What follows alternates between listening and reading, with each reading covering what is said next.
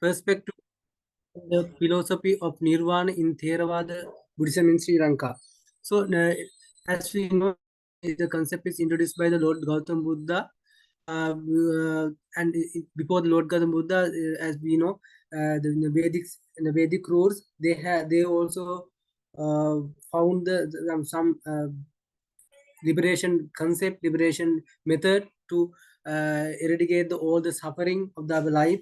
So, however, Buddha introduced the fundamental truths. So, this is the fundamental teaching of Buddhism. So, if the person who practices the fundamental truth, they will eradicate all the suffering and end of the rebirth. So,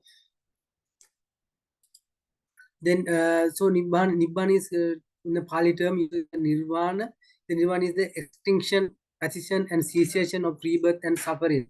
So, Nirvana can be divided into two categories: Sopadisa Nirvana and Anupadisa Nirvana. So, Sopadisa Nirvana means we can realize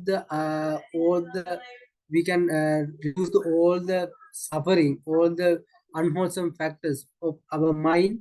So before the death, so that is the Sopadisa Nirvana.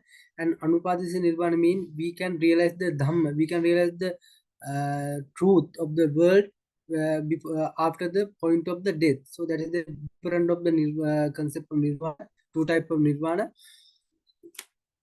So in the problem of here, the ultimate goal of Buddhism is attainment of Nirvana, which is preached by Lord Gautama Buddha over the 2600 years ago. However, in the contemporary period, there are so many interpretations introduced the various ideas of the concept of Nirvana. So, research focused on exploring what are the scholars' interpretation of the Nirvana.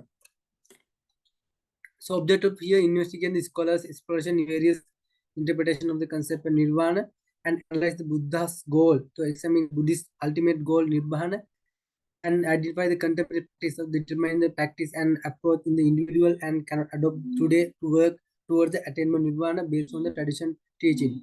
So the methodology is utilizing the qualitative methods such as content analysis of written, oral, digital, and study deal into the fundamental idea of Nirvana and applicability of the society. So, this literature. So result and analyze. So the Kane Jaltika say that the Nibbana is beyond description or conception, as it radically different type of existence thing we can conceive of. It is not timeless, not located, and not causally and conditioned like all phenomena things.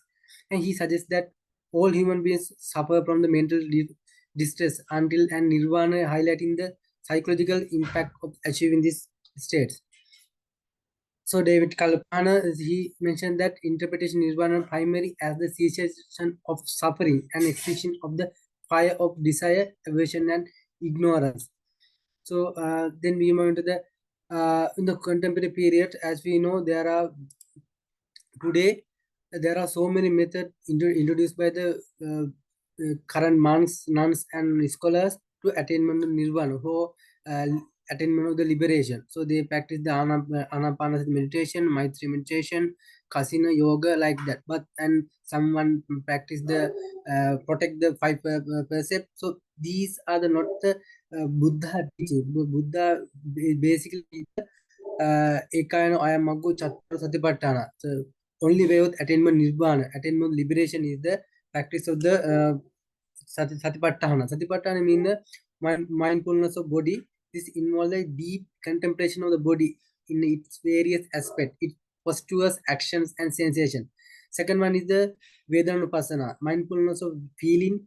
Here, once examine the nature of feeling, sensation arising in mind and bodies. Second is the Chittanapasu, the mindfulness of mind. This involves observing the mind itself, its moods, emotions, and mental states through the mindful awareness. Once again, insight into the arise and passing away through desire and intention. The final one is the Dhammanupasana.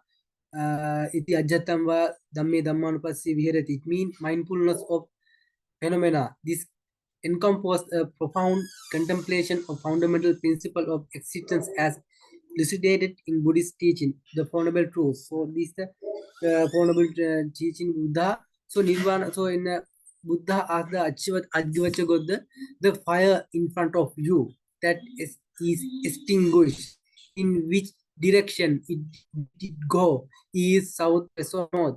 Then he said that we cannot found this.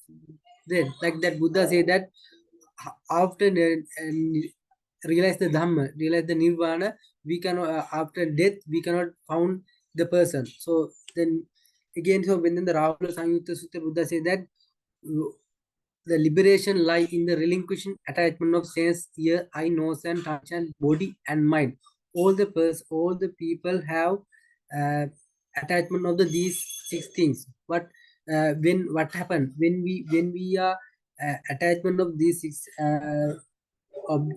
faculty, we have erased some wholesome and evil. So, but we do not any attachment of this sense objective sense faculties. So there is no any evils or wholesome. So that is the teaching of Buddha. So therefore we should mind, we should put any attachment of these sense objective. So that is the teaching of Buddha. So when again so in the when come to the conclusion, so Nirvana is the eradication of all suffering, end of the all unwholesome, which are great hatred and delusion, and end of the cycle. So attainment of the Nirvana is the best solution of the all the human suffering. And if not attainment of the Nirvana, we have faced many suffering in the future. So therefore Buddha directly preach for mindfulness practice. Satyasatipatthana is the only way of Nirvana, because all the human beings, regardless of their uh, personality, they're rich, they're poor, their nation, they're religious. All the human beings have to face the suffering. We all the people have to face the death, face so where the suffer all the decay. So therefore, the Buddha give the solution for this all the suffering. So how the person who practice these for mindfulness meditation practice, directly they can realize the nibbana within the this lifetime. That's the teaching of this is the fundamental teaching of Buddhism. So I wind up my presentation. Thank you. May Tibet bless you. Thank you all of you.